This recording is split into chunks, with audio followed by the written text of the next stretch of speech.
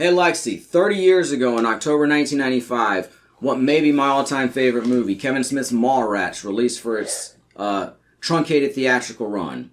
Yeah. Unfortunately, we've done 2 commentary tracks on that movie, and we've even performed the script as denizens from the Mario games, so I don't know that we really need to do another episode about it.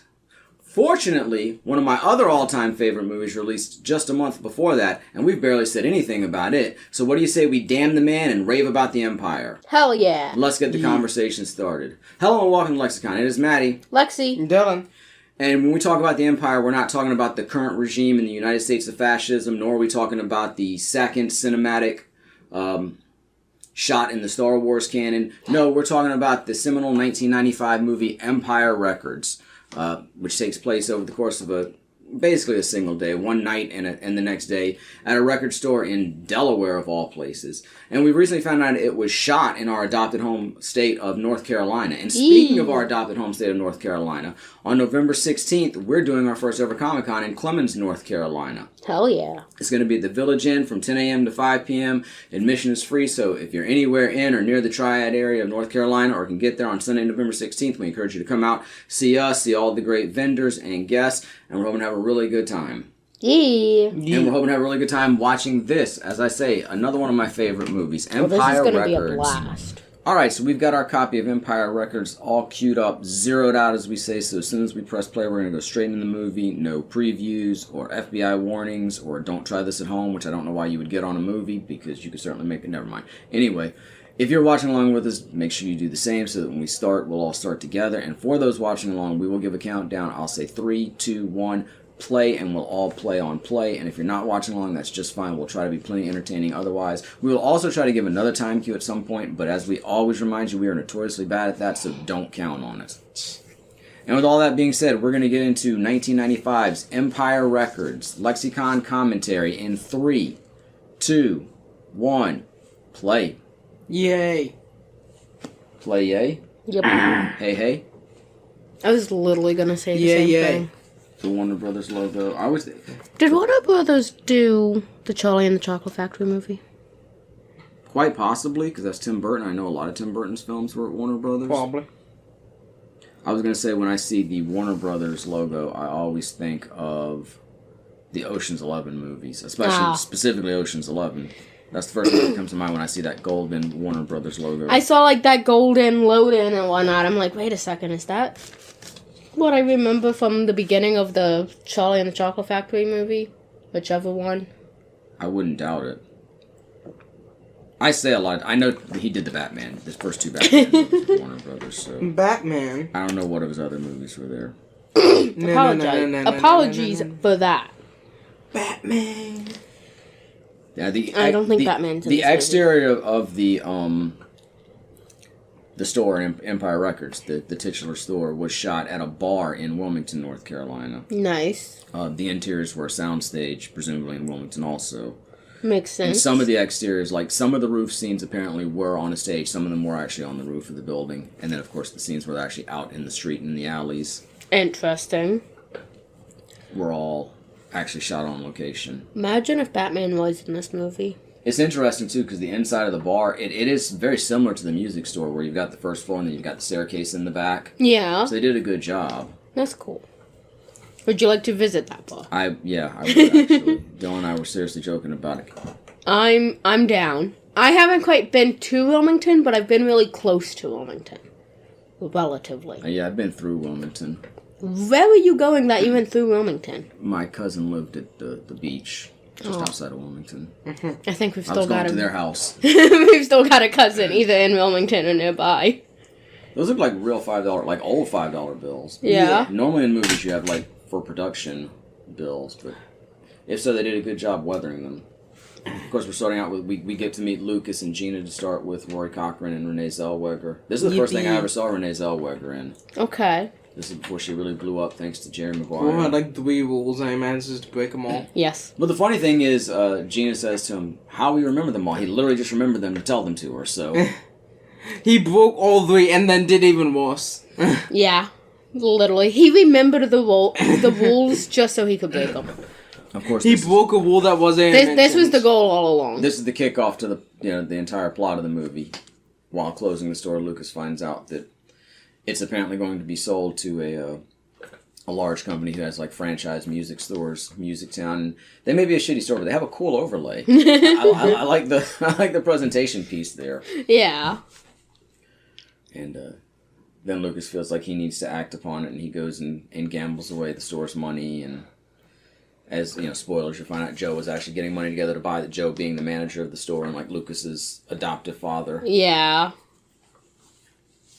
Big cast in this movie, and I feel like they all pretty much get a fair shake. They all get a little something. Yeah. This movie does a really good job balancing a very large cast and making them all feel relevant and giving them something to do. Yeah. Now, this, of course, was shot actually on location in Atlantic City. Yeah.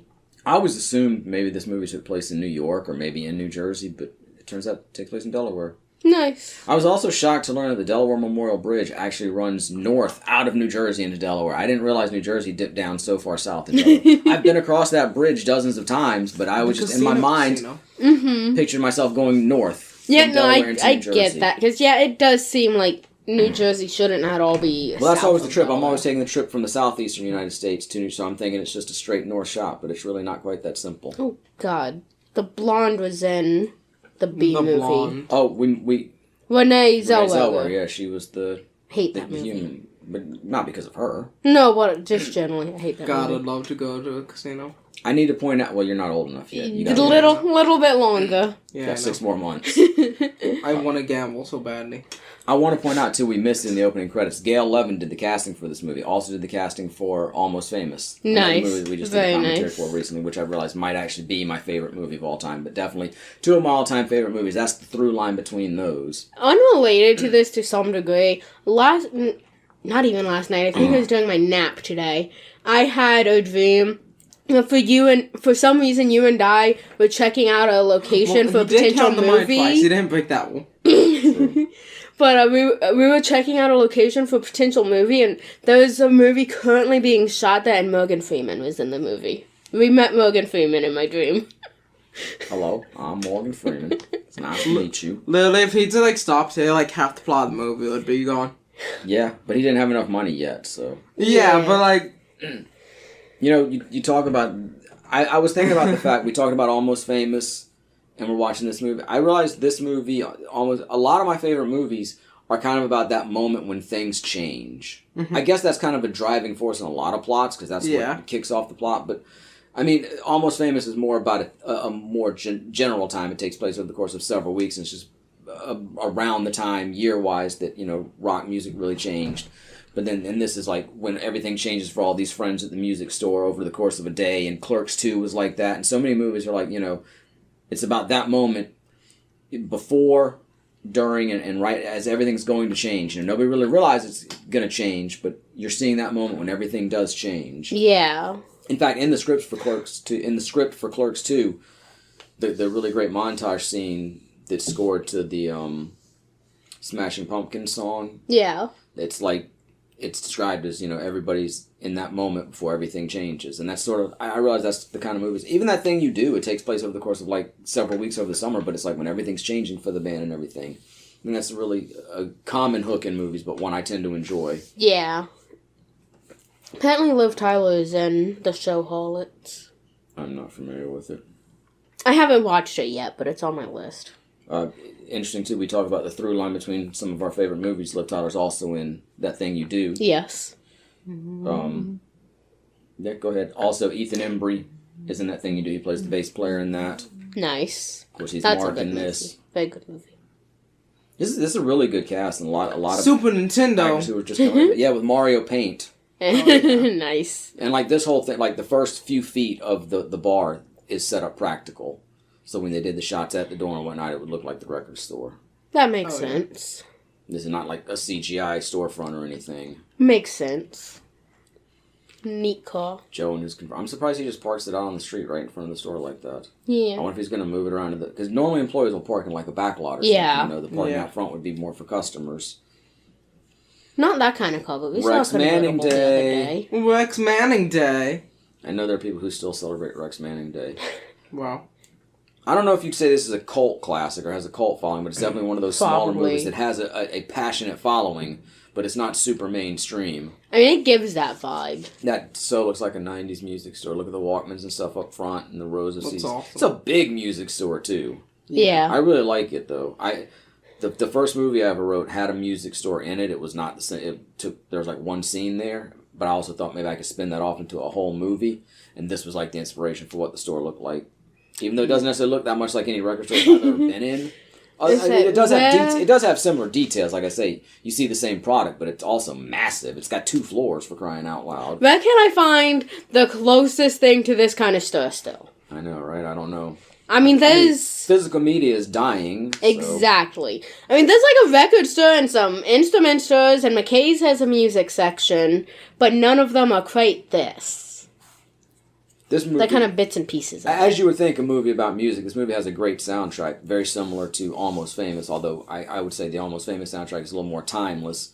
A lot of these songs are more of the moment, but it does have some more classic songs too, like the Jimi Hendrix song playing over this scene, my favorite Jimi Hendrix song, Hey Joe. Yeah. And we should also point out Johnny Whitworth's age. I love the way he was rehearsing how he was going to say, "What's the matter, Joe?" Because he knew something was wrong, but he didn't want to reveal it. I've been there, like, how am I going to say that? And then when it's time to say it, it just comes out, "What's the matter, Joe?" Yeah. I wasn't prepared for this as I thought. And there's the aforementioned Liv Tyler and Renee Zellweger. This scene always makes me think of the opening of Clueless, too. Yeah. With Cher and Dee are driving around. Very much. In Cher's, or Dee's Jeep, I guess, because Cher doesn't have her license. I saw a TikTok earlier. It was driving somebody's. at the beginning? Because Cher doesn't have her license. Is she just driving with the permit? I have no idea. We literally just watched that movie 2 months ago. Yeah, I'm not sure. Another movie from 1995. Not like 2 months ago. Very different tones in them, but, some similarities. But I saw a TikTok earlier. Somebody's wish list outfits for the American Girl dolls, but one of them is the Clueless outfit, and they were saying, like, I've never seen the movie, but it's a cute outfit. I know you've talked about I think you've talked about cosplaying from Clueless before. Probably. You should do a cosplay from Empire Records. Okay. That's a deep cut. See who gets that. Yeah.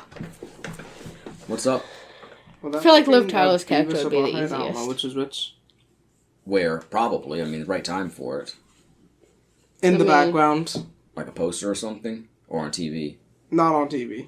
I didn't see it, so I'm not sure. But there's stickers Yeah. and posters and art all over There's a the lot store. of stuff so around. I could probably get away with using the boots I already have. But I'd need the skirt and the shirt. I don't know if I want the Whose shirt outfit are you cropped, trying to do? personally. AJ? No, AJ's The main Corey. girl. Yeah. Yeah. I don't know. Does she have a blue sweater? I know it's blue on the cover there, but I'm thinking it's like gray in the movie. I'm pretty sure it's blue in the movie. I think it's gray. Dylan, what do you think? Gray or blue? What? Her sweater. Corey's sweater. Oh. Steven Tyler's daughter. This is the first thing I saw her in other than the Aerosmith videos. Nice. She's been in a lot of my favorite stuff. She's in this. Blue She's sweater? in Corey, the brunette. I Oh, it think does it's look blue. That's Son of very a blue. bitch. It probably looks gray inside. Possibly. They're by Color some- theory. Apparently there's a lake or a river or something Yeah. near the alley. We were watching this, and I just sat there like, that's the girl from Lord of the Rings. Yeah, she's in Lord of the Rings. Lord of the Rings. Yeah. She's in Jersey Girl. Yeah. She's in a fair bit. I think it's interesting how She's I not point in out the that, fucking B movie. that her and Ethan Embry are both in this movie, and they're both in that thing you do. That used to be pretty common to see like sets of actors together, and not necessarily main. One might be like the star of the movie, but someone else might be a supporting actor. But it wasn't uncommon to see the same actors work together. Like the girl who plays Kevin Costner's ex-wife or ex-girlfriend in Tin Cup. I know they're in multiple. She pops up in like A Perfect World. And there was different groups of actors you used to see would show up together a lot. I was going to say, that guy looks like he belongs Ethan Embry. in a Disney show, but then I was going to say this entire setup would work as the premise for a Disney show. This movie, me seeing this movie came about because I saw Mallrats. And interestingly, I think I had read like a little tiny blurb about Mallrats in the magazine Entertainment Weekly, but it wasn't like something super on my radar, like I gotta see that when it comes out. I'd heard of Clerks by that point. As I told you, I'd seen the previews for Clerks on the VHS of the Pauly Shore tape In the Army Now, and I'd wanted to see it, but I didn't know it had any connection to Mallrats, and I hadn't seen it at the time, but the box from Mallrats was at my local video rental store. And I looked at it and said, that looks interesting. I really want to see that. And I saw it and it just blew my mind. Nice. It's like, this is somebody clearly making a movie about stuff they want to make. It's not as polished and mainstream as the movies I'm used to watching. And so it set me on a course to look for other sort of independent movies, even though Mallrats isn't even technically an independent movie. But it's made by an independent director. And so this was one of the movies that I came upon around the same time. And I remember later on there was another movie where Ethan Embry plays like a pizza delivery guy who goes on like an adventure with a girl one night. And it's not that good. It's okay. But it always disappointed me because he has this long speech about how the pizza is like his buffalo. He uses every part of the pizza and then he doesn't eat the crust. Okay. But look, her sweater is completely gray in the inside I lights. missed the shot. She's either got two different sweaters, or the lights just completely bleed the color out of it. It could very much be the lighting situation. Maxwell Caulfield as Rex. I was trying to think what kind of singer this is really parodying, and I couldn't really come up with any names from the time. I mean, kind of Richard Marx-ish, but not really. So I don't think I would. I think the idea is he was also sort of like a David Cassie, where he was like a TV actor, and then he spun off into like a music career. And of course, he's just kind of the dick in the movie. I was like the little dance there. Learning dances. Look, that sweater is gray. That still looks blue to me. So say no more. That's one of the songs I would think is written specifically for the movie, of course. Nyan posted a whole thing about dressing like Liv Tyler from this movie. The sweater they recommend is $78. Well, you could always dress as Gina instead. I'll go to a thrift store. You could shave your head again. Wait, here's a sweater, a plus-size sweater, $11. Damn. Right. I'm not shaving my head again. You can shave your head again and dress as Deb. She gives one of the better performances in the movie, Robin Tooney. Yeah. Wait, problem, this $11 sweater is from Forever 21. Oh, and this one, Lucas gets murdered. No, this isn't when Joe beats him up. That's later. Would anybody like He's a lucky he didn't get murdered. skirt? No, I'd like to own one so I could sell it. Wait, they also recommend clothes based on Renee's character. Only $88 for a cardigan. Somebody should cosplay as her when she comes out in just the apron. Oh, gosh. Oh, love that scene. I'm sure so many kids my age love that scene. Everybody got quiet. Wait, it wasn't creepy. I was like 16 when the movie came out. Yeah, but they recommended clothes for Liv Tyler, Renee, and AJ. Mm-hmm. Those are whose outfits they recommend. Nobody else's. Lucas is rage baiting this whole movie. Oh, Lucas is the man. Top tier rage baiter. And Zen Lucas is. Some MTV posters in the background over Mark's head. I like the stools there too. They look completely out of place. Olivia Rodrigo wore like the perfect sweater. In one of her music videos, I ended up on a subreddit discussing that. It's a hell of a lamp by Lucas too. The big red pyramid shade. Look. I love lamps. The lamps. I especially love conveniently shaped lamps. TDK recordable CDs. I used to buy a lot of TDK cassettes. I don't know if the ones I don't know why you're face palming. Because we thought $78 was a lot for a sweater. The fucking one that Olivia Rodrigo wore in her music video is some fucking designer that cost over $1,000 for that sweater. Wow. Damn. I always thought that that mural behind Mark there was supposed to be Mariah Carey, but I've heard lately it's Gloria Estefan. Okay.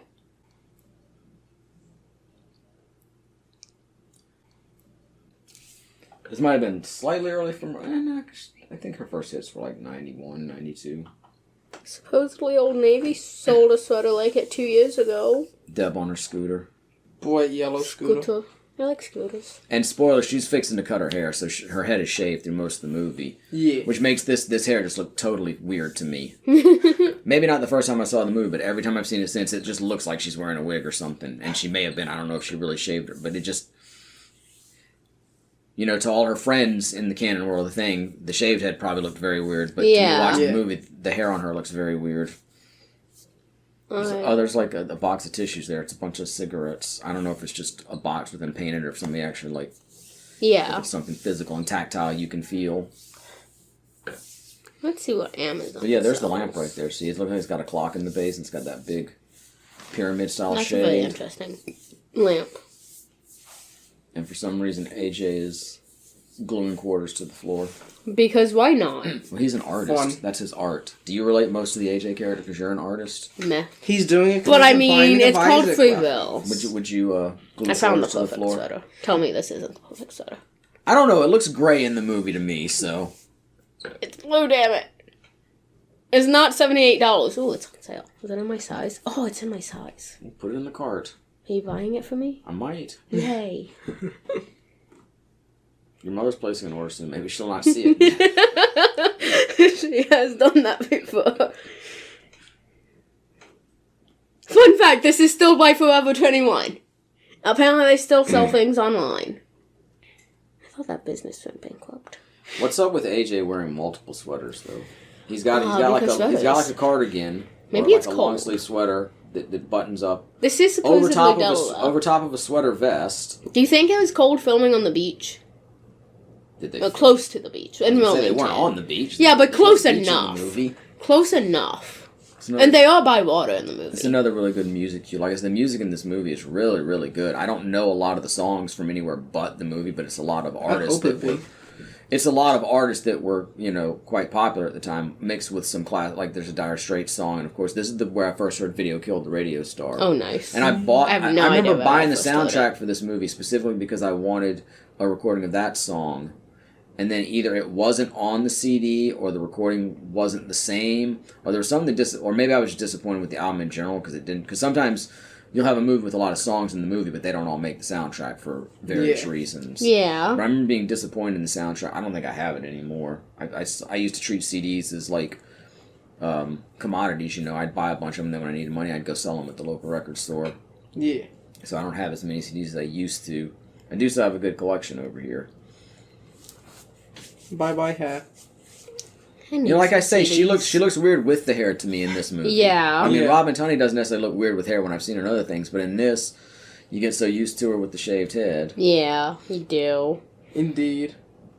But, oh man, I closed the Reddit. Back to the man with multiple sweaters. There's an entire Reddit where somebody asked to find the skirt from this movie. Luke is playing with old school Game Boy, the original Game Boy, which, I don't know, Game Boy Color, I think came out in like 96, so yeah, it's probably about all you... I mean, he could have been playing a Game Gear, I guess. I had a Game Gear around this time. Nice. I sold my Game Gear to buy office furniture. The original Game Boy is cool, but God, it's so I have hard questions. to see. I wanted a new office chair for my room and some stuff to organize my papers and whatnot, so yeah.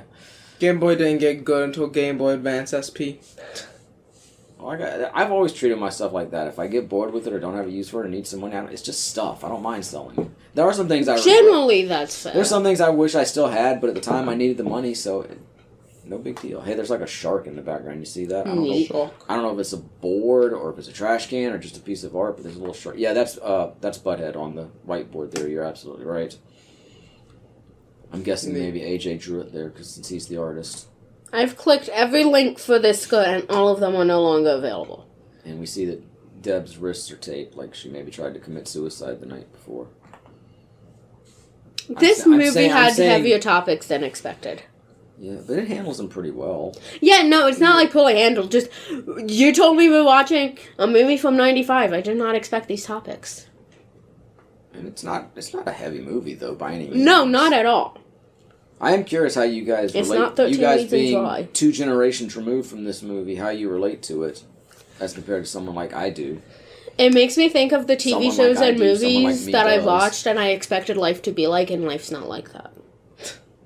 But does anything offend you as Gen Z? Not that I recall. Not other than accepting like it was clearly a different time, so some things are going to be different. But any of the way the characters act or anything's presented, do anything jump out to you like, oh my gosh, I can't believe they're doing that? I don't recall anything like that. Either in character or as as it relates to the filmmakers. Like, wow, I'm surprised they would do that in a movie, or it bothers me that they do that.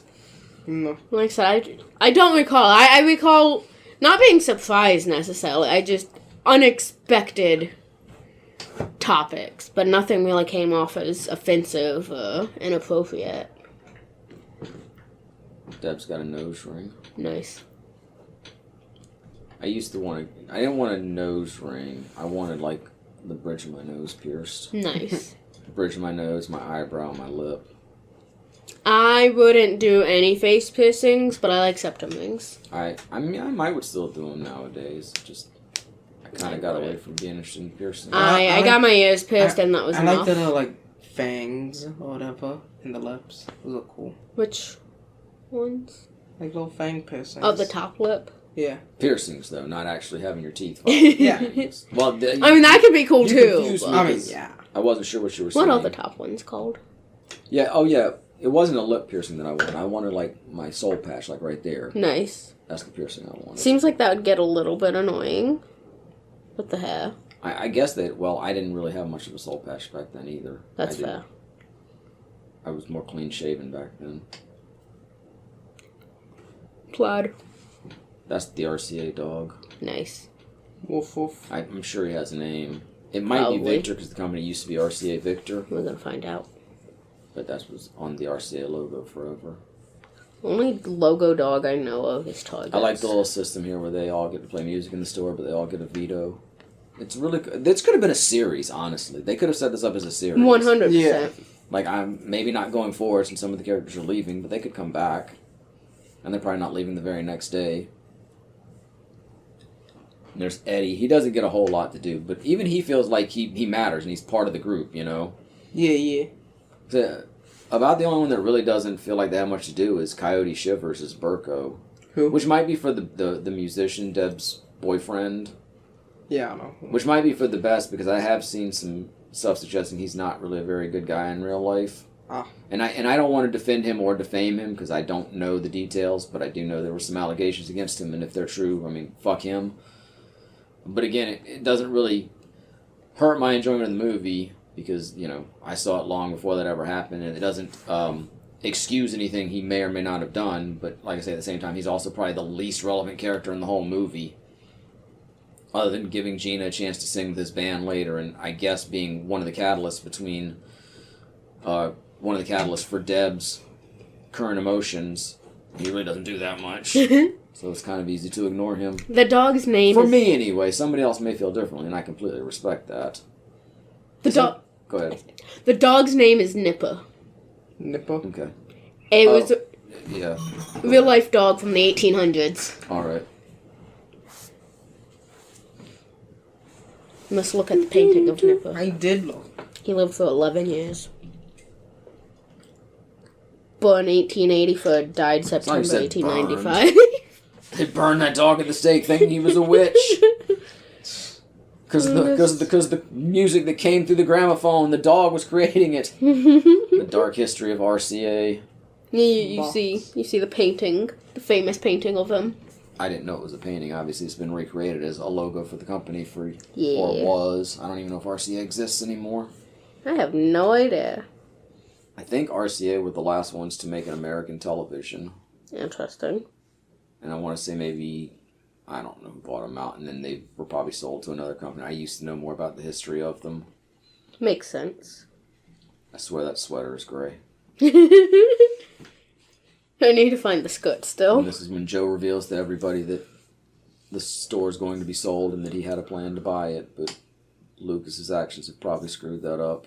Good job, Lucas. I mean, he was trying to help. He was trying. An effort was made. Damn the man. There were good intentions. They didn't pan out very well. Well, they say the road to hell is paved on good intentions.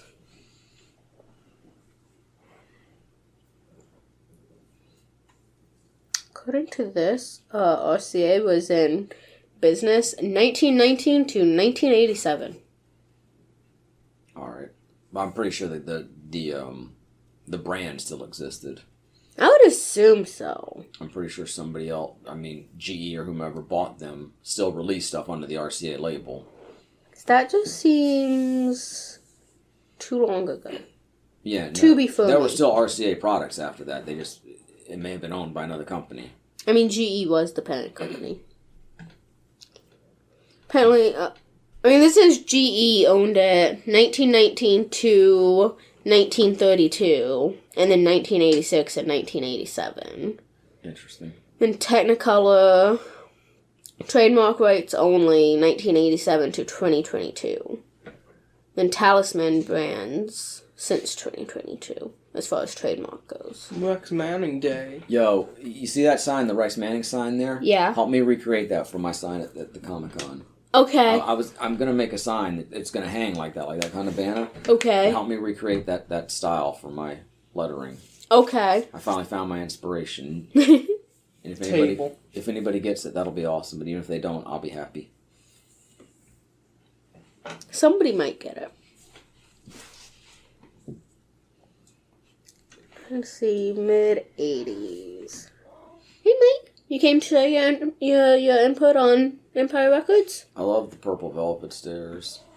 Dear God, the cats Inaudible singing. don't understand the 90s. They have no concept of timing. They were not alive for it. And of course, Lucas has been told by Joe not to leave the couch. He's doing his best to see what's going on. Just as long as one toe Oh, like stays he on the just stood up couch. and straight up left it. And it's Warren. Well, had he been told not to leave it at that point? I don't know. Probably. I'm trying to see if I can recognize any of the CDs on the shelf there. The young shoplifter, who's known as Warren. I don't think that's actually his name, but I don't think he's ever identified by anything else either. Yeah. He has not left the couch. Yeah, well then he, you know. The couch left the couch. In Exactly. just a minute he's going to see Mark. At least you didn't leave the couch, not the whole couch. That's a great moment. Yeah, if you can help me recreate that lettering up there. Alright. We'll get a freeze frame of this and draw it out for me. That shouldn't take that long, right? You're good at lettering. Yeah. You can probably figure it out. I think you can handle it.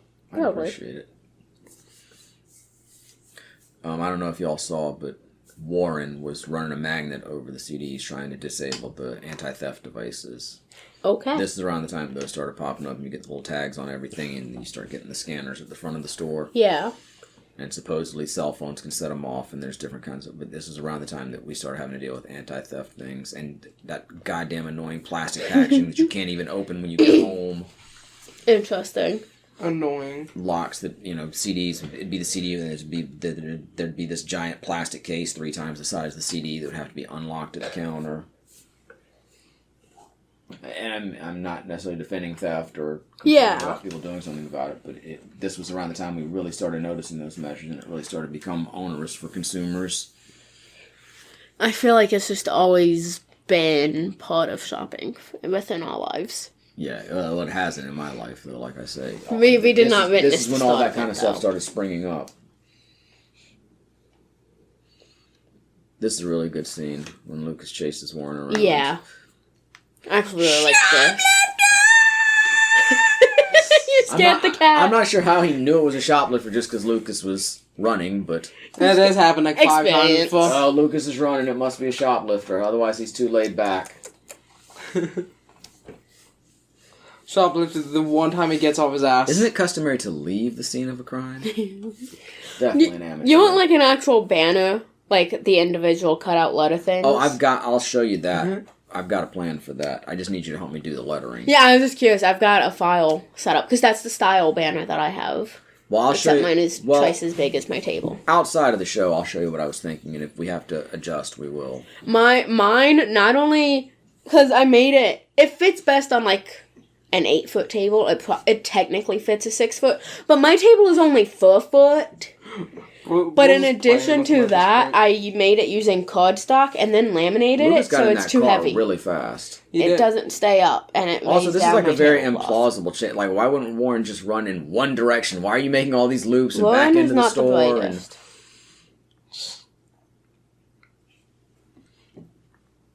You know what movie y'all should see that's totally unrelated to this? Debbie Mazar playing Rex Manning's assistant. But just popped in my I always liked head her a lot. because I saw a cosplay of it the other day. She was a good actress, popped up in a lot of things I liked back then. Yeah. What's that? Lisa Frankenstein. That was a pretty interesting movie. I think it's on something. Might be on Paramount. I'm not sure.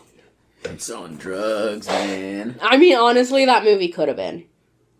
I was thinking it's interesting. There's not like a lot of Halloween movies. There's a lot of Christmas movies I really like.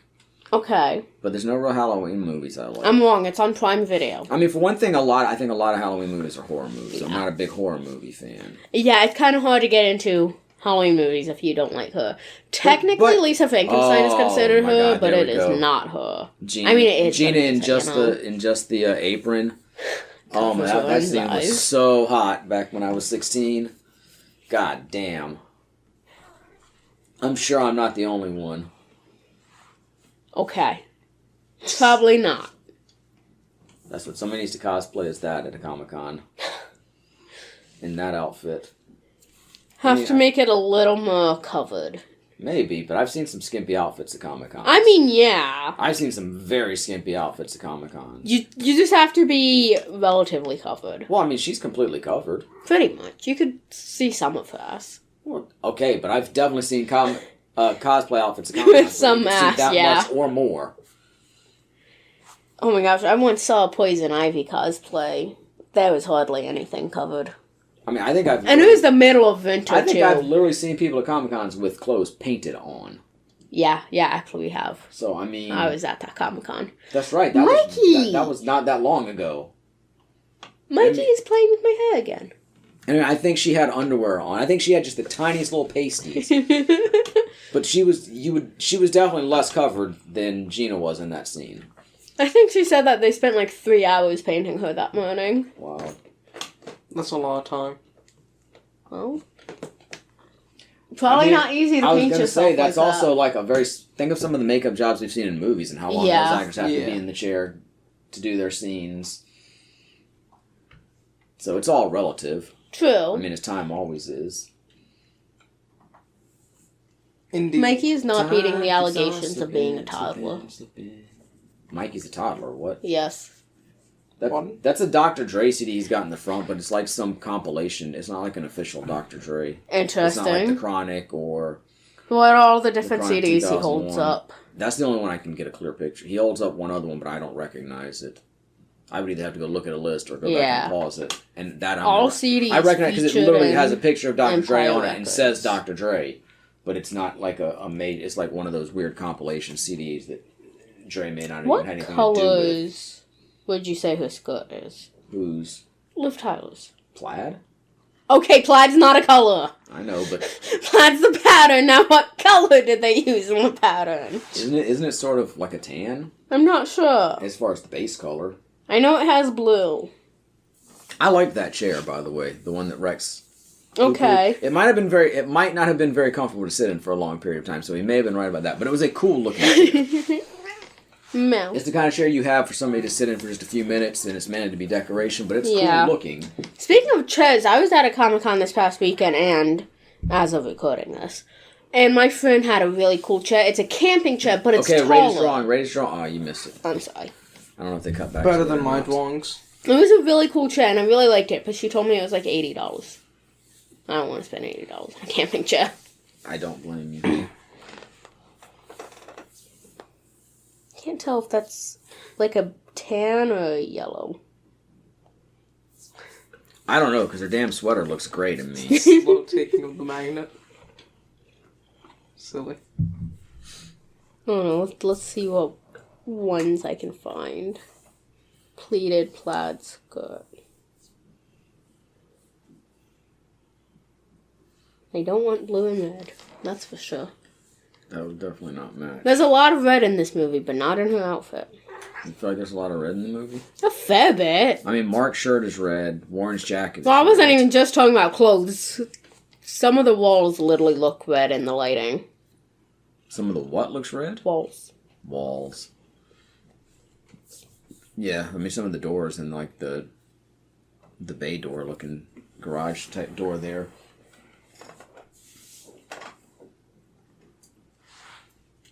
Glue these quarters to the floor, man. I do like that they were acknowledged later on. Yeah. No, I mean, this movie does a good job with just about everything. Like, nothing feels like you're left hanging with everything. Every character feels like they have something to do that's relevant. There is actually like I don't know if it's a director's cut. There's an extended cut of the movie. Yeah. I have it on DVD. Her skirt is like this, but a lot shorter. Really? That looks a lot bluer. Her skirt has blue in it. But anyway, and I don't remember much of what the extended cut adds, but it does add a little bit more with Rex Manning after he blows up and leaves the store. Yeah. He gets a little bit of redemption, like he and the aforementioned Burko, they have like a conversation. It's like, yeah, man, I used to really be into music, but then it got all commercialized for me, and then he actually plays with the band at the rave at the end. Yeah. And it's totally fine. I'm not against it, but I also feel like the movie works better with him just being the heavy, and then he gets in and gets out, you know? that character doesn't really need a redemption arc in the movie. He's not the focus, you know? Yeah, no, I can agree with that. I do think it's I do kind of understand, because part of the theme in the movie is, you know, how great music can be, and then the idea of it being commercialized or sold out with, you know, Music Town buying the record store and Manning's arc. But I also feel like it's cleaner without it, you know? Like, it's better for him just to be the dick and we get him out. And we all realize that there's more to him, and he could be redeemed or be a better person otherwise. But for this day, he was just the bad guy, and that's all we really need from him, you know? Yeah. Yeah. But it's worth the watch. I mean, I considered watching it because, funny story, which y'all know, I've had this movie on VHS since, you know, 96 probably. Mm-hmm. But I don't know what box in the basement that VHS is in, and I don't have a real reliable way to watch it, and it was going to be grainy, or, you know, the tracking wasn't going to be good, it wasn't going to look that great, so I wanted a better way to view it, and I wanted to be able to control it more easily if we had to pause and we needed subtitles and whatnot. And so we were coming into this stretch where we had the big 4 commentaries in a row: Men at Work, Almost Famous, this, and, you know, the upcoming Commando. So I wanted to start looking into how we could easily watch these movies so everything would be good to go for the pod. And I knew I had the DVD, but it was the extended version, and it's not one that has like the theatrical version and the extended cut. Mm-hmm. So I ruled that out, and so I started looking at it. And streaming's always an option if it's available somewhere, but streaming can be a little hit or miss. You know, if the internet goes out or something, or maybe it's just not available. So I wanted to see what it would cost to either buy the movie digitally, or even preferably, since I had a few weeks, get a physical copy of it. And most of what I was seeing was the extended edition. But then I finally started finding some that were the original theatrical cut. And then I came across the one that we're watching now and saw purchased previously, 2022. I'm like, excuse me?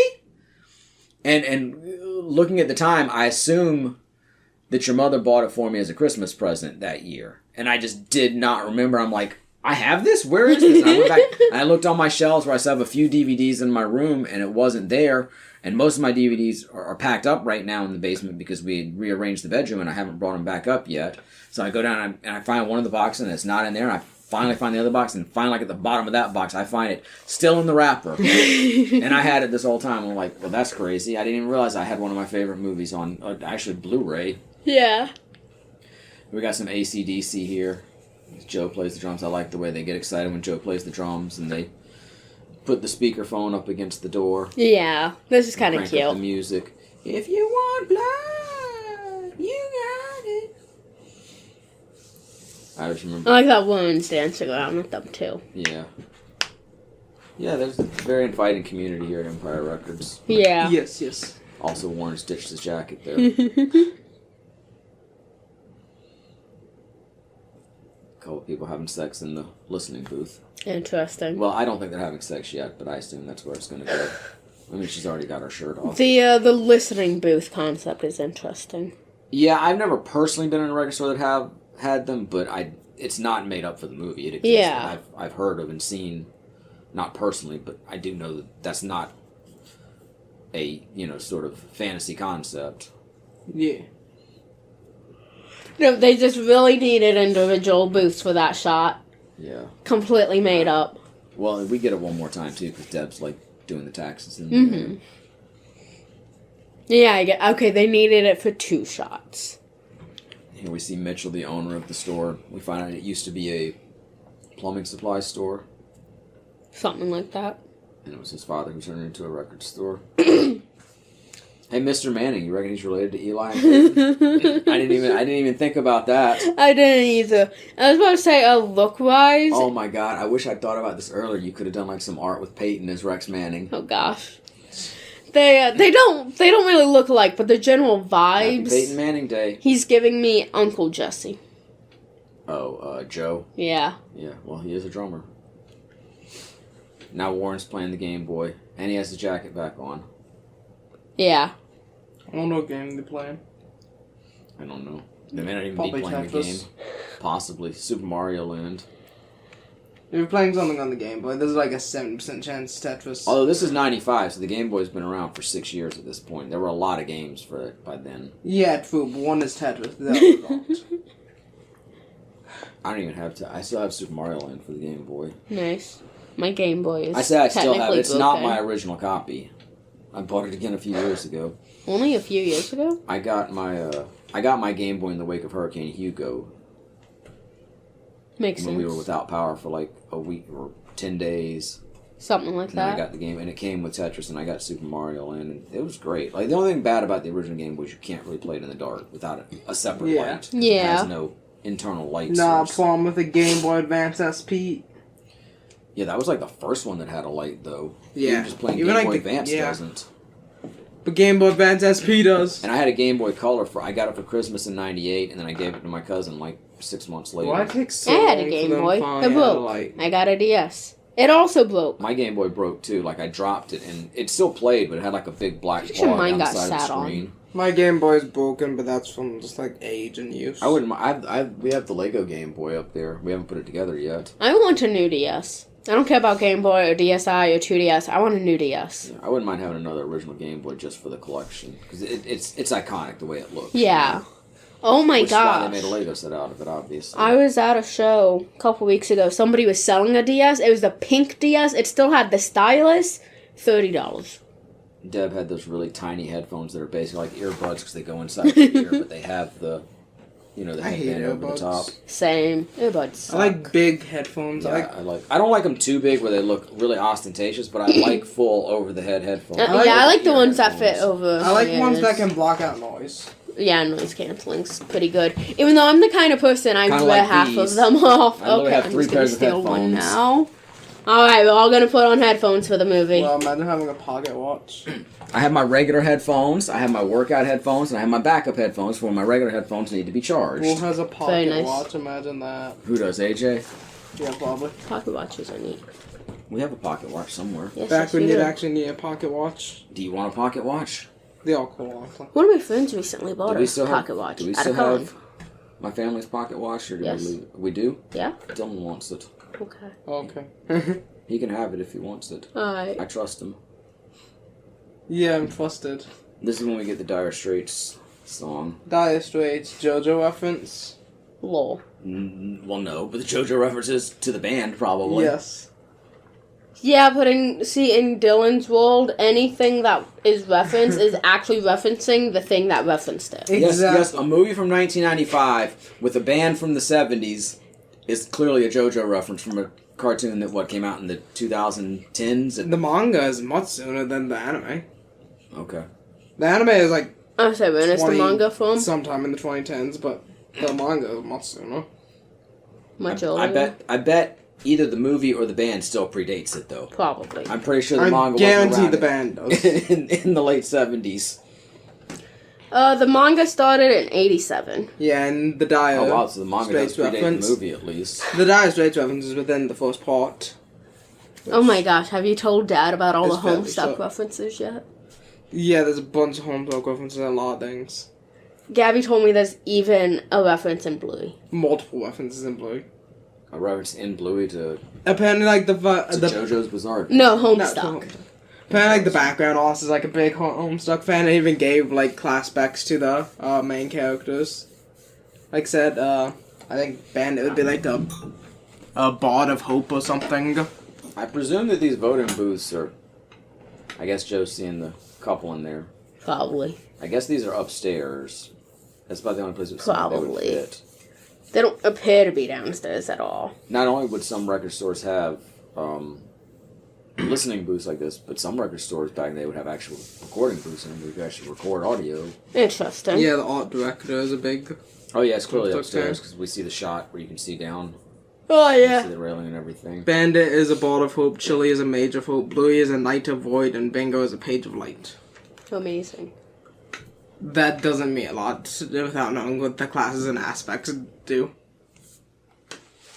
Which I will not take the time here to try and explain. Fair. Okay, Alex, you're the fashionista. What do you think about the orange bra straps underneath the tank top? Yeah, Is it too gauche or you like it? it's fine. It's a choice that would appear for several decades. I feel like it trended at least once each decade ever since bras became I a have thing. no strong thoughts on it one way or the other, personally, so... When did bras become a thing? When did bras become a thing? Yeah, because, I mean, we used to wear, like, stays and corsets. Yeah, I know. I'd still take a corset over a bra, honestly. Desperation of Corey here as it builds till she explodes. I always found that to be an odd line. I don't care if Burger sticks in them 8 up his butt. In fact, I hope he sticks one up mine. It might make an improvement. Okay. See, in that lighting, the sweater does almost look gray. Yeah. But I highly doubt they just have her switching between a gray and a blue sweater. No, I'm sure it's just the lighting draining the color out of it. But it very much... And I know blue and gray are similar colors, depending on the hue, but there I can definitely see more blue in it there. It just switches whenever it wants to. There's definitely some blue in her skirt. It's like a blue stripe and a tan stripe. And yeah, like this yellowish tan. I still go tan. I wouldn't go yellow. It's at least got yellow undertones more than red. There's a bowling pin behind the boom box. Okay. Mm-hmm. That feels accurate. To answer my previous question, the answer is the 1950s. That tracks. Yeah. What about the 1950s? Like, it's when bras became more common and popular and whatnot. Thanks to Hollywood and the fact that underwire was more accessible following the war. Like I said, I'd still take a corset over a bra. I hate it. It sounded like you said a corset of Roblox. Yup. I'm not even sure what that means. I don't know either. I took a bunch of Roblox figures and stitched them together and made a corset. Oh, gosh. That feels like it could be a successful YouTube video, I'm not going to lie. It could be, but I don't have the skill for that. That's a whole new skill set I'd have to learn.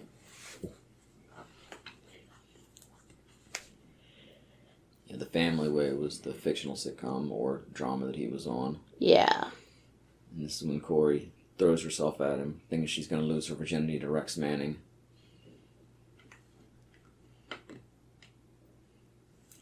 She's wearing a bra. She's wearing Gina's bra. She is indeed. She wasn't wearing it earlier, and she gives it back to her at the pizza shop in a minute. Interesting. I mean, she may have been wearing a bra, but she wasn't wearing that one. I think Gina gave it to her. I don't know if Gina was wearing it earlier either. Maybe Gina lent it to her earlier. I don't know. But it definitely implied that it's Gina's, and she gives it back to her at the pizza shop. There was a movie I watched several years ago where some teenagers were filling out some profile online or whatever, and one of the questions was about what color underwear they were wearing, and the character originally puts in white, but then her friends are like, no, you sound like a virgin, you have to change that. There was a little jack-o'-lantern, one of the plastic pumpkin baskets on the counter there. Very nice. Also, he pulls his pants, he unzips his pants like he expects her to blow him, and she gets like super offended. I don't know. It was an interesting... He's clearly a dick, and, you know, she deserves better, but I don't know. What did she think? He was going to stand up and start sweetly dancing with her, and maybe they'd start... I mean, you just stripped in front of him. A little more romance. What kind of throwing yourself at him? A little more care. You wanted to lose your virginity to him. Nobody said it couldn't go there from that point. I mean, clearly AJ has other... Or not AJ. Corey has other issues. Yeah. At the time, but... Everybody has some sort of issue in this movie. Do any of the characters not have an issue? I mean, I guess everybody has some issue. Some don't seem to have major issues, or they're not... Some have more so... exposed. ...than others, but I feel like each of them has something going on. But I always felt like her reaction just to his posture was a little over the top. But if you take into account that she's got other things going on, and... I'm just not sure what more she really expected at that exact moment. I mean, nobody was saying they couldn't have done more. Terrible timing for AJ.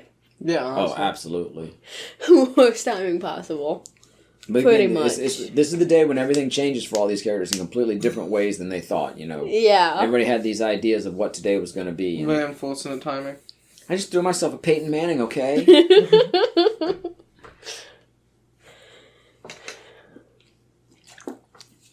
What is he wearing? Some sort of like cardigan and then sweater vest? Yes, we've talked about that. And then what, like the t-shirt under it? I don't even know if he has a t... I think he's got something. I think he's got a under tank it. top under it. Might be a tank top. Like the wife beater. Okay. I hate that term. Yeah. I used to wear those white rib tank tops all the time, but I would never call them that. Yeah. It's a horrible term. I don't even know how acceptable or in fashion it is nowadays, but it was very, very common. Wife beater Homestuck reference. That's what they'd say Nick Cage wears in like Con Air or whatever, and Con Air. Yeah, that's that style of tank top, but it's a horrible fucking description. Con Air is multiple times referenced in Homestuck. It never sounded like a good description to me. It's like the main character's favorite movie or whatever. What kind of necklace is she wearing? I was just going to comment on that. I was gonna say, what do you think that pendant is? And this is the pizza shop where Eddie works, apparently. And she returns the bar. Just drops it on the table. Yeah. Also, I think she's like, again, the more I think about it, the more I think Corey's other demons are, playing into the way she's reacting, which naturally they would. But she sure seems, I think she overreacts to Rex's actions. I think she's, over the top aggressive with her friend here. And obviously, like I say, it's all because other stuff is building, I realize. But it does look like, wow, why are you being so harsh with your friend? She didn't do anything to you. Yeah. I still cannot tell what that necklace is supposed to be. You didn't even see it really good. You only see it in the wider shots. Yeah.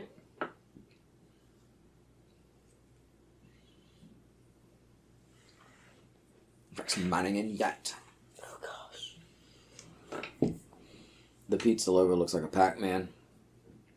I don't know if that's intentional or not, but that's what it looks like. Waka waka waka. Pizza, pizza, pizza. Well, that'd be Little Caesars. Damn, I'll play some Pac-Man 2.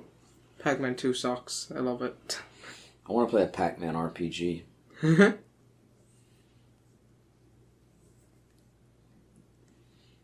Apparently, her necklace. This says necklace and skirt sold at some point. It was sold at some point. Alright.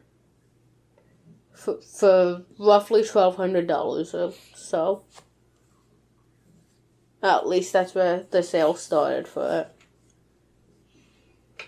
That's a shiny purple shirt.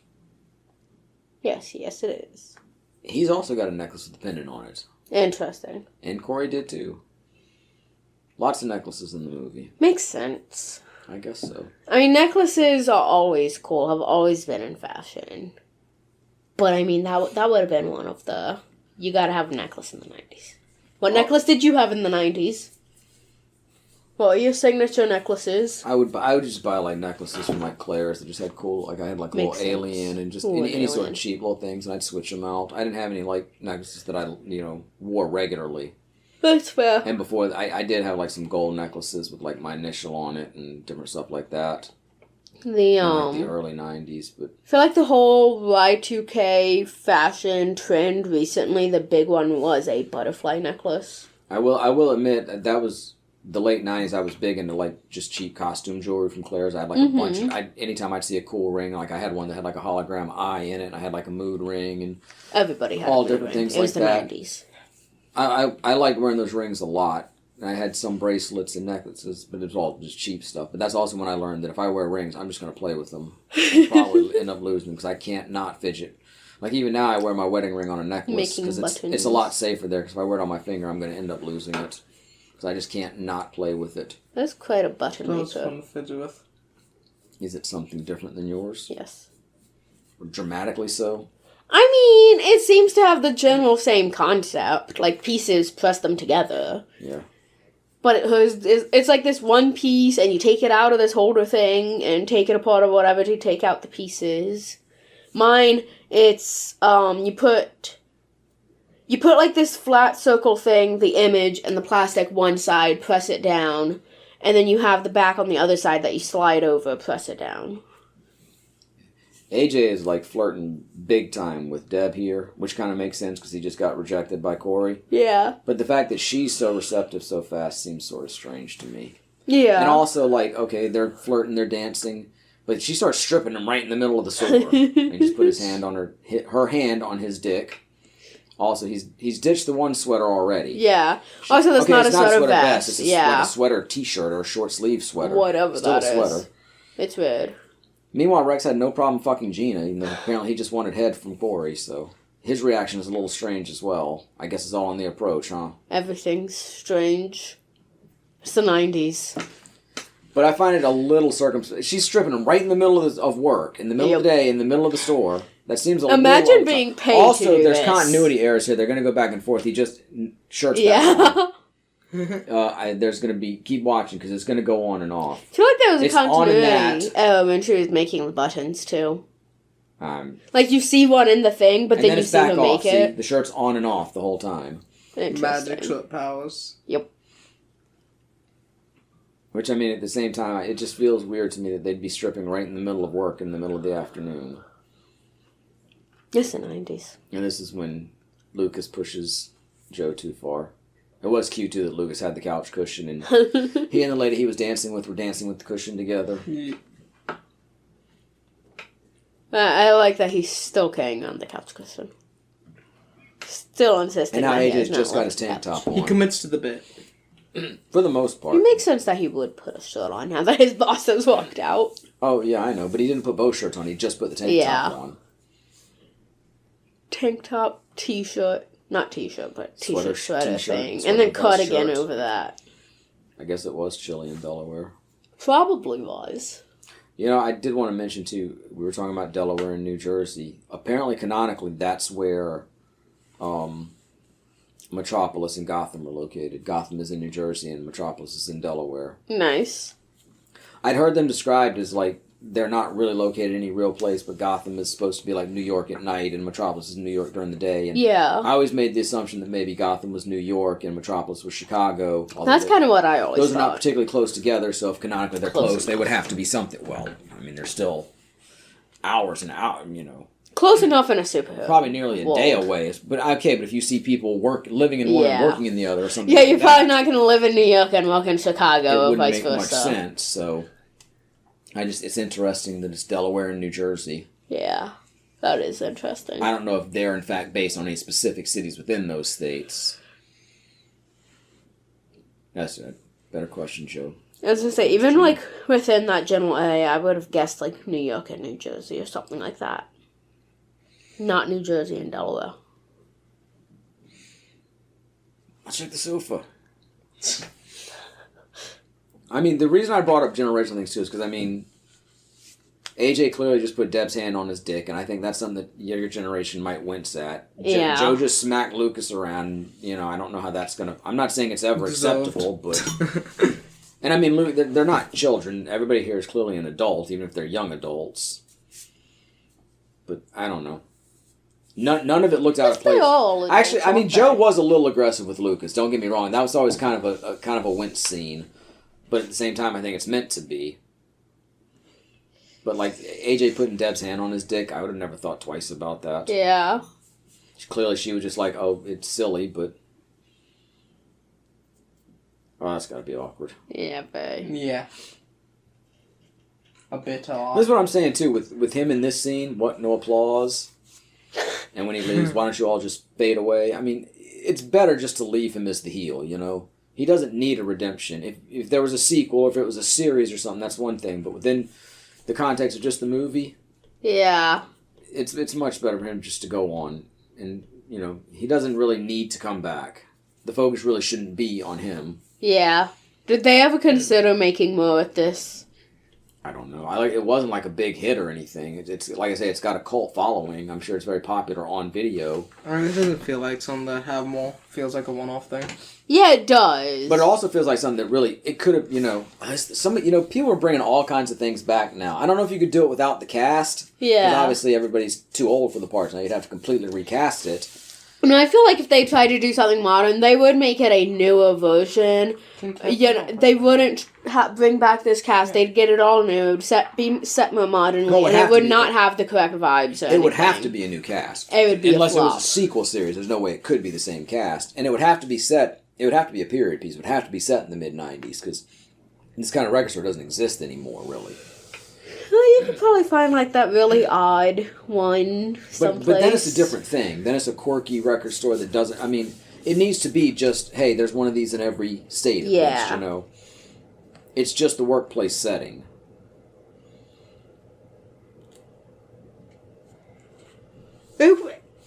I don't know. I think they'd mess it up somehow.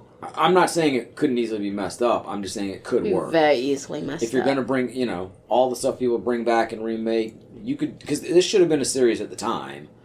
But just, the entertainment landscape wasn't built for it at the time. Yeah. Nowadays, it could easily work as a streaming series. Yeah. But yes, you would have to... It would have to have the same vibe of the original. Like, you'd have to have a new cast, unfortunately, because that's just... It's been 30 years. Apparently there's a thing called 90s Con. And the cast reunited there earlier this year to celebrate the film. Oh, that's cool. Everyone is having a very stressful day. Yeah. Yes. A lot has happened in this day. This is one of the... You don't often have everybody falling apart on the same day, but every now and then... This is the day where they it's all... It's the day where everything changes. It's exactly what I said. This is that big... A lot of stuff happens in these 9.4 hours. Yeah. Because this is just like a working day, so it's not even really a full day. Well, maybe 24 hours if you count the whole movie. Maybe. Yeah, because it does start the night before. Even then, it's a maybe 24 hours. Yeah, it's pretty much right on at 24 hours, I would say, because it ends after the stores close. You know another story that has a lot of content in 24 hours? Hey, look, just like home stuff. Just like Almost Famous, we get a scene where somebody's peeing when somebody else is in the room with them. Yep. Like I mean, that's just part of life. Rhino Records. Half of Homestuck takes place within like 24 hours. Oh. Okay. 4,000 pages. Matty dropped whatever he was playing with at that news. It was the broken hook that hangs my headphones. The only thing that bugs me about this is... She's wearing a lot of necklaces. Okay, she flushed the toilet without the lid being closed, and we don't see her wash her hands either. I'm sorry. She washed them off screen. I want to assume she's sitting there washing her hands. Not shitting there, but sitting there. And here's the only... Guar, which we saw recently in an AVGN video. This is like my only other experience with Guar. And like, they might have been in one of the videos that Beavis and Butthead would watch in the middle of the show. This is the only other time I've seen Guar. This in an AVGN episode. Interesting. As Mark's eating the brownies that Eddie said he put extra sugar in, which always sounded like an ADR line, like it was something that was dubbed in later. Yeah. I mean, clearly they're meant to be, at the very least, pop brownies, if nothing else. But it's extra sugar, like they just, we can't imply that they're weed brownies in a PG-13 movie. I feel like they've implied a lot more in this movie. Probably, honestly. All that we've seen. Yeah, but, I mean, what? Like, I know suicide is a very sensitive subject nowadays, but I don't think it was... I don't want to say this the wrong way or make it sound wrong, but at least in media and entertainment, it was not treated the same way in 1995 that it is now. It wouldn't have been as considered such a triggering thing. Yeah. Especially since we're not watching a character commit suicide, they're just talking about having attempted it. So that would not have raised as many flags in 95. And I mean, nobody gets naked completely. You know, there is a sex scene, but we're not seeing any penetration, we're not seeing any nudity, it's just, quick cuts of it. Most of what you've said so far, I feel like, is more likely to be seen in a show or a movie nowadays. So I'm just saying, more accepted. I'm just saying, in 95, in a movie trying to be at least somewhat mainstream, drugs would have been a bigger issue than just about anything else we've seen. Or any sort of glorification of drugs, anyway. So I was going to say, everything you said seems more likely, more accepted, etc., except for the committing suicide. I still have not forgotten the fact that Netflix went back and edited that scene out of the first season of 13 Reasons Why. I mean, we're still coming out of the Just Say No era. So something like that would have been considered much more taboo. Yeah.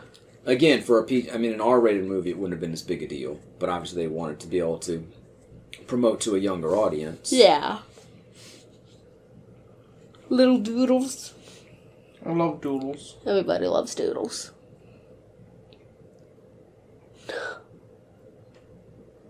Quite a doodle. Multiple flowers. Light up cross. Yes, convenient they had that on. I was gonna say, why did they just have a cross? Light up cross. Mossy cross. Available. Lots of Every candles, music lots of Christmas lights. Too. I'm not surprised at the candles, honestly. Candles are something you should keep around, no matter what. Would this have been an age of cell phones with flashlights? No. This is why we have to keep all the candles around. This was the still early flip phones. They didn't have flashlights at all? No. No flip phones with flashlights? No. Dude, are you hearing this? Damn. I don't even know when you would have, probably into the 2000s. Damn. Before you're seeing that. Yeah, at this point you got candles and flashlights if you need light outside of, house lights and street lights. And lighters. And they're having the faux funeral for Deb in the back, and meanwhile Mark's getting overwhelmed. With the fuck out. Apparently this is the busy hour. Best time for And the everyone's funeral. fucking around in the back. Makes sense. That's exactly how that works. And we've seen how this stir is handled. Take care of it, boss. It's an interesting line reading. There's always little lines like that in movies. It's like, I wonder why they went with that choice. Yeah. But it's memorable, so I guess that's why, even if it feels out of place. I'm trying to find out when the first phone with a flashlight was. I'm not saying one couldn't have existed, but I would still kind of doubt it, honestly. Apparently the first iPhone to have it was the iPhone 4. Well, iPhone didn't come out until like 2008, so... 2007. Oh, wow, I'm 1 year off! But the fact that, the first iPhone didn't even have one. Wow, that's 2 years before Homestuck. It's like, wow, you better get that 1 year distinction in there. I'm sorry, I've been using iPhones too long. It was 2000. It was 2007, motherfucker. Get it right. Don't insult Steve Jobs like that. Oh my gosh, Don. It was 2007. No, you can insult Tim Cook like that. So it was 1/2 of 6, 7, Dad. Get it right. I hate that. Okay, now you're allowed to kick him. Matty, I have permission to kick you now. Not from me. That's fact. Let's see, the first phone with a flashlight. AJ went out there to help Mark, and Mark just abandoned AJ. Oh, you got it, dude? Thanks, I'm leaving. Now we get a little bit of Lucas's backstory, how his mom abandoned him and he ended up living with Joe. Don't get too much of it. Like I said, that's the kind of thing you would have heard more of if there was a series or a novelization or something, but... Yeah. We get to see little peeks into the characters' lives.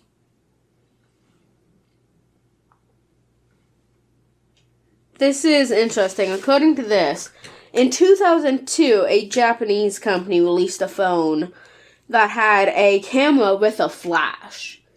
People would use the flash as a flashlight by pressing the button repeatedly. And so then around 2006, phones started adding in apps where you could press a button to just turn the flash on for a while. I have so many questions.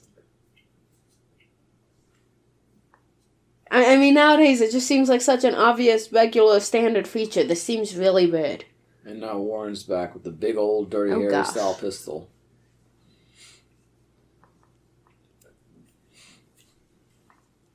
Walks in with a gun.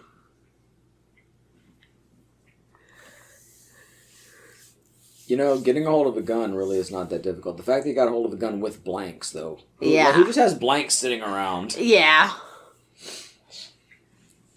That's the unrealistic thing to me.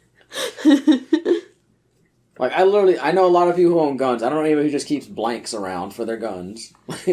That's fair. Like, unless you're, was there a movie shooting nearby or something? I don't even really know what purpose blanks serve, to be honest with you. Yeah. Why they even exist. I'm not sure either. Other than, like I say, for a cinematic production. Maybe after I learned when flashlights started existing on phones.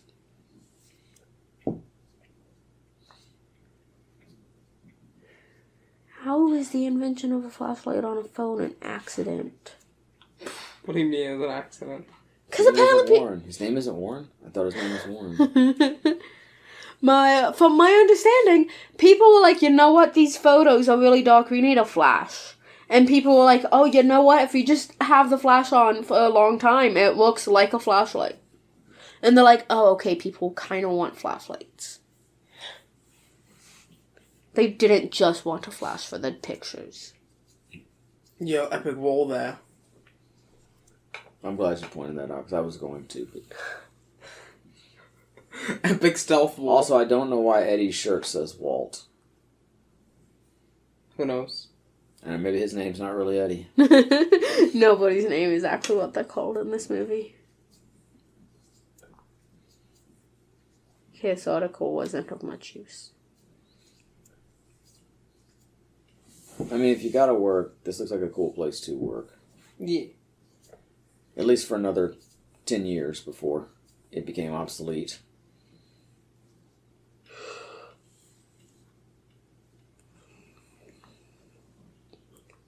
Yeah.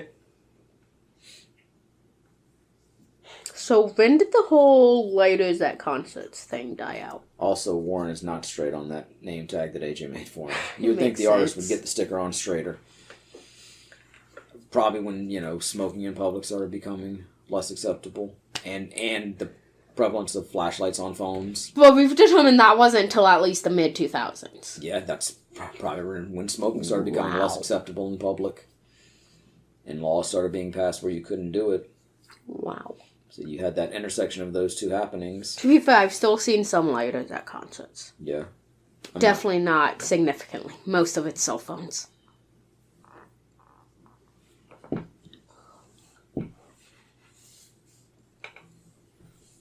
She sold her scooter. Oh. How's Damn. she gonna get around now? The white yellow The school. bus. Walking. And she just giving away money from the Rex Manning expense account. That feels like fraud, but okay. Yeah, probably. Oh well.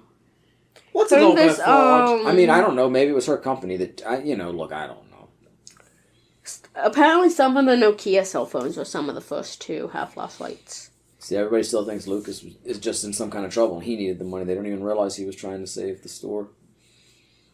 Please don't tell me that's actually how they did the flashlights, though. I don't even remember what the first flashlights on my phones looked like for sure, Lex-see.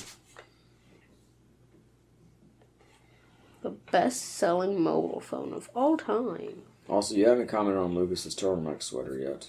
Yeah, I mean, he's wearing a black turtleneck. Yeah, but every turtleneck's not a sweater. True. And in fact, I've had turtlenecks, but not turtleneck sweaters. I love turtleneck sweaters. I don't, but I do. Is I like it how when they the look, jump but I cut, don't like his how they hand jumped feel. out? I hate that. Do what, Dill? The boss that whatever, he has his hand up like this, stands there and say jump cut, and he has his hand down in the Interesting. middle of the scene. Well, it's not a jump cut if you just cut to a different angle. I mean, yeah. A jump cut is when you're Okay, yeah, in the same scene. it's a cut to a and you different angle, but Yeah. yeah, they Just Slight hand teleport. continuity. He's a teleporter down. Yeah. Yeah. I mean, to be fair, you could be allowed that you don't know that's exactly the same Yeah. moment. It could be slightly later. That is an old TV. Yeah. Look at that image. That's straight out of the 50s. I'm shocked it even still works. I mean, I like the cabinet, though. I like the old wooden TV cabinets. Oh my gosh.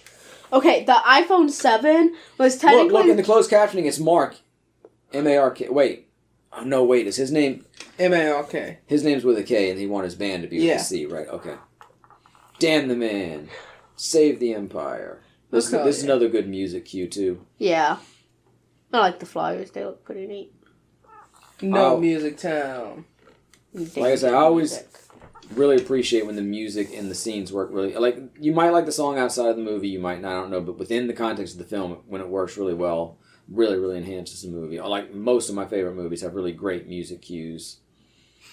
Give us your money. Yeah, I'm still not quite sure how they raise money to buy the store. She's using the to both pay back the store and, well, I guess they're just trying to make money to pay back the store, but they're doing it by selling the store stuff. Yeah. I mean, some of these are donations and whatnot, I get that, but they're also like selling some of the posters and stuff inside. Yeah.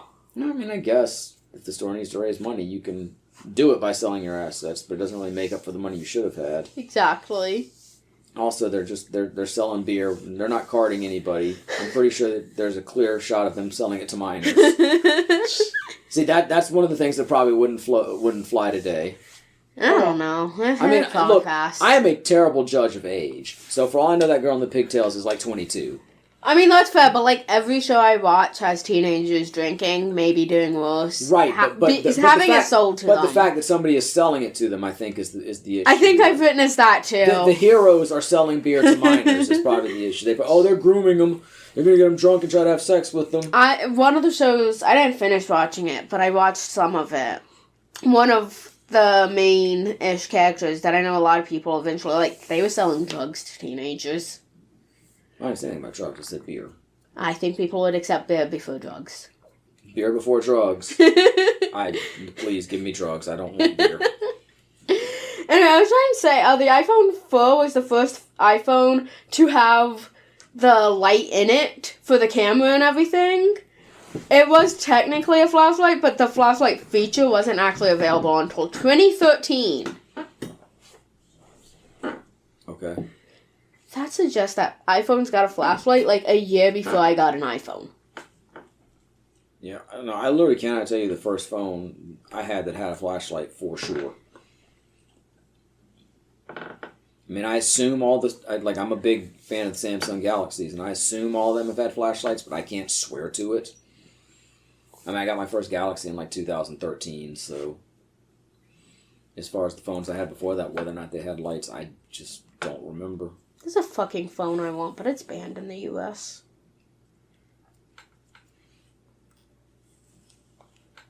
Stuck choosing between Galaxy and iPhone.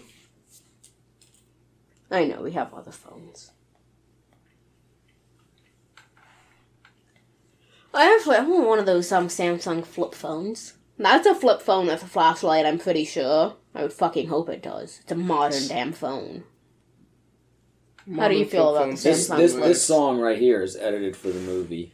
Because I remember, like I said, I had the soundtrack. I like that, man. I think in the movie, he sings, I want to kiss myself goodbye. Yeah. And the actual song is, I want to lick between your thighs. Kiss between your thighs. I think that's the main edit. There may be other lyrics there, but it's definitely edited for the movie. What did you say about the phone, dude?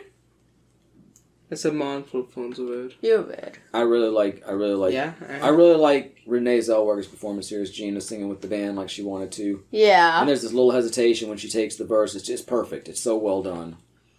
It's a great moment in the movie. What are your opinions on modern flip phones, Father? I don't care one way or the other. Okay. What about the fold phone? It looks like something that would break easily. Yeah. Potentially. That's my big... You're spend $1,500 on something and you're going to break it 2 months after you get it. Because you're going to constantly open and close it. And I don't understand how that can hold up. I don't know. Some of my friends have the folding one. Over that long a period of time. You see some of the CDs in like the longer cases there. Even before the crime prevention stuff, CDs would come in like a cardboard. You know, the CDs are fairly small square cases. Yeah. But then they'd have a cardboard case that was like 2 or 3 times the size, and the CD would be at the top, and the rest would just be empty. But that's just how they were packaged for display on racks and whatnot. That's how I first got introduced to CDs. So it has leopard print hair over Corey's shoulder. That's a choice. Dennis Rodman look. Imagine that, but colorful, so it's Lisa Frank. That's not a lot of money, but also Eddie has changed his shirt for the 3rd time now. Eddie just has a bunch of shirts on hand. He had his pizza store shirt, then he had a white shirt with a tie that he had on just a few minutes ago when Mark was doing the thing on TV, and now he's got like a black long sleeve t-shirt. That must be some pretty big bills, if that's all the money. Maybe. It does add up, though. I mean, it does add up, but I bet all those ones don't add up to what they needed. 10 tens is $100. Yeah. So 100 tens is going to get you $1,000. And they'd already put together, they were what, like 3,000 short with the money they came up, so I mean, it's definitely believable.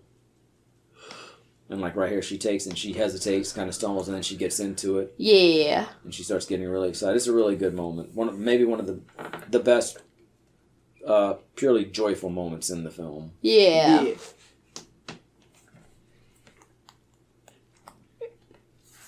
But yeah, in the extended cut, they do this song. I'm as far as I know, Gina's song is still in it, but there's also a bit where Rex is playing with the band.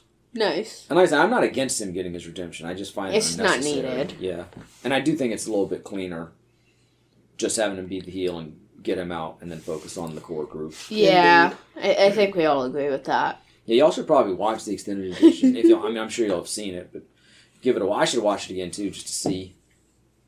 Like I say, it doesn't change the plot very much, like some extended editions might. Yeah. How many extended editions really change the plot? I do find it odd too that Debbie Mazur's character, she's like, hey, you need a night manager here. Like she's going from being an assistant to a very popular music star to working at a record store in Delaware. That's going to be a step down financially. Yeah. I'm sure. I mean, I think she's just kind of flirting with Joe, honestly. But 1959. That's the year Barbie came out. I don't think it's a coincidence. The guy had a plumbing store and he saw Barb and he saw the future. This needs to be a record store. I don't know how Barbie inspired that. You know, we didn't look at it. There were some questions when we watched it originally if Rex actually hit him in that eye or not. Oh yeah. I mean, I still maintain if you're throwing across, you're not necessarily going to hit them on the same. You could easily go across their face and hit them on the corner of their face. Yeah. But we should have watched it just to see what the impact was. Indeed. Ow.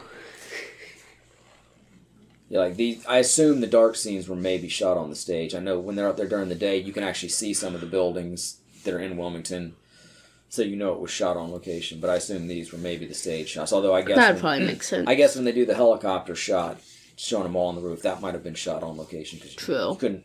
I mean, you could pull that off on a stage. You'd have a dolly or something to pull the camera up. I'm just assuming it's a helicopter if they were actually shooting it live. Yeah. Of course, nowadays it would be honestly that's probably live because you have the buildings in the background. Yeah.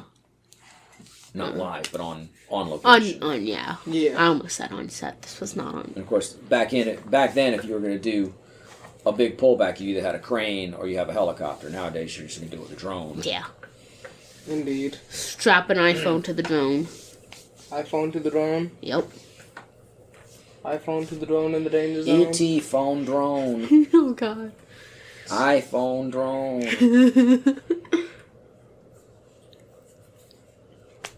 The sweater looks kind of blue though. Yeah. The sweater kind of blue. This end sequence, there's like three. I like the font. There's like 3 different songs that play during it.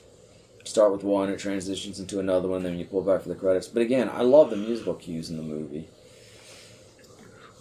And the song that plays over this too is "This is the day that your life will surely change." Again, I'm realizing more and more that I really like that motif in movies. Yeah. At least when it's handled well.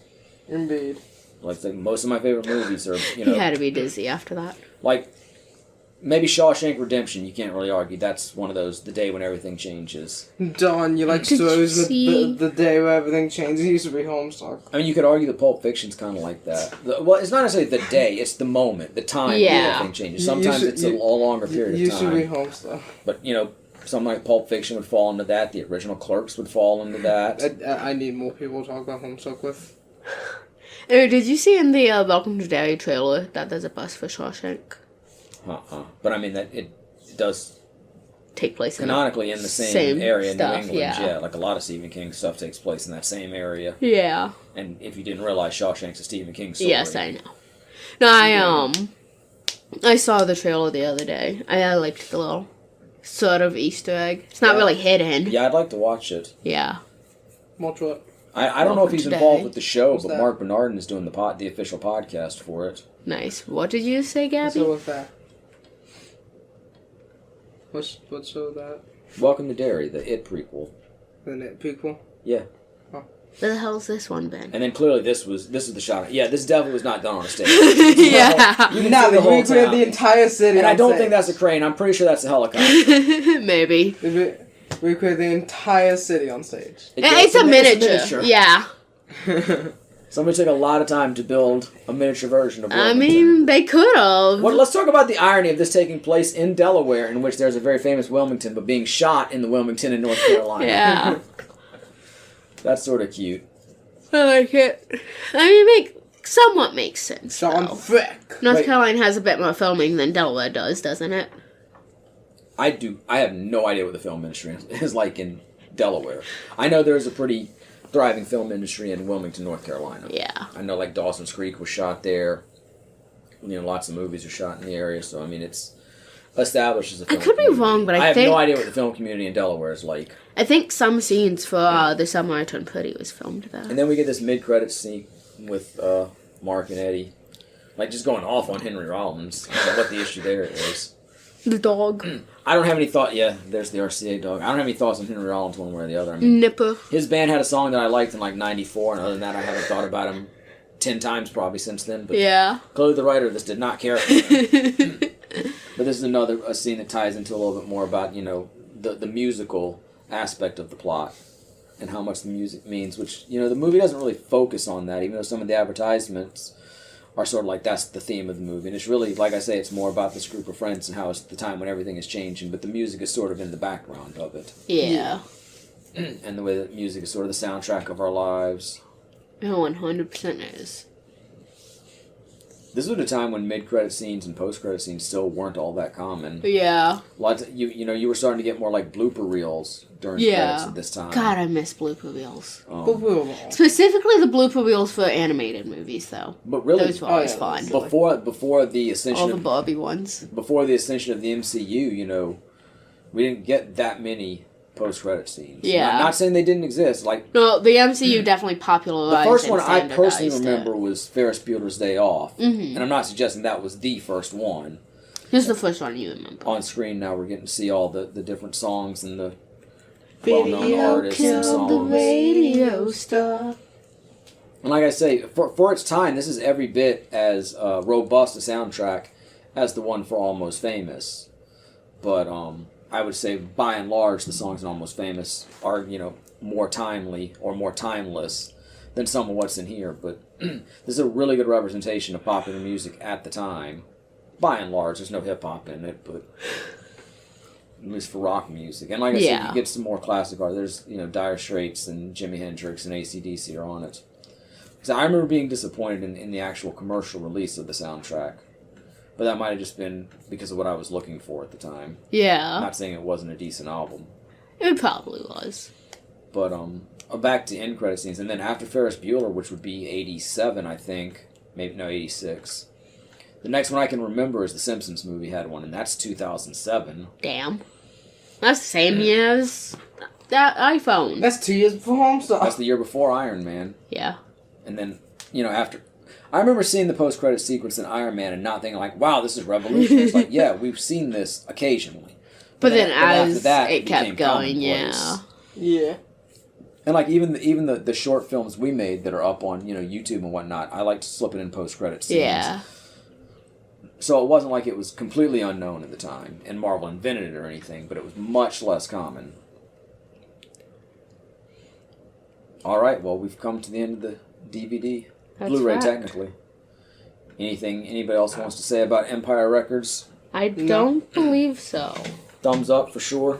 Definitely. It was good. I love this movie. This is It probably... was a good.